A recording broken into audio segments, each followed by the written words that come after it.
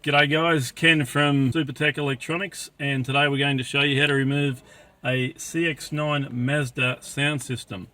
Now the problems you may have may be exactly what's on the screen. A program cannot be read, and that means it's ARXing for the navigation CD, which obviously it can't accept or it won't read at the moment. The tools you're going to need today are a plastic spudger, a 10mm socket, and the Phillips head screwdriver. Now the first tool we're going to use is the plastic spudger, and we're going to remove these two sections down here.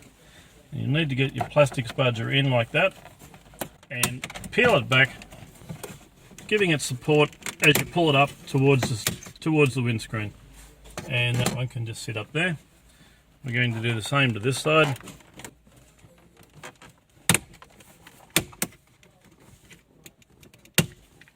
And we'll set that up there.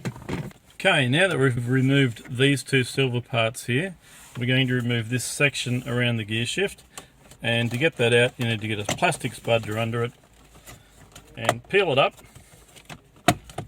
And that whole piece will come out like that. And that can just sit to the side for the time being. The next part we're going to remove is this section here. There's one screw there. Once we remove that, this whole part will come out.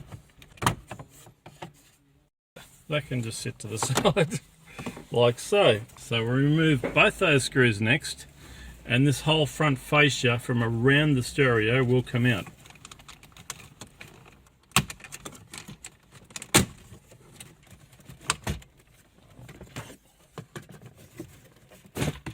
Like so. Okay, so once you've got this loose, before you can take it away and put it to the side, it will have some cables that need to be keyed and pulled out, and there'll be one right in the middle which is a hazard light.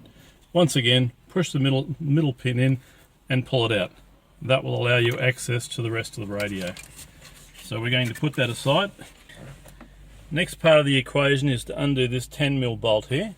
You'll need a fairly long sort of socket to do that. Now we should be left with 1, 2, 3, 4 screws, Phillips head screws. And once again, use a magnetized screwdriver so that you don't lose them. Okay, so once you've removed the 4 screws holding the radio to the dashboard, the whole thing will come out, but it will be connected via an array of plugs. You'll push the middle pin and pull it out. Don't worry about getting them in the wrong position when you put it back in. You can only put them in one position. And that unit is ready to send off to Supertech Electronics for repair.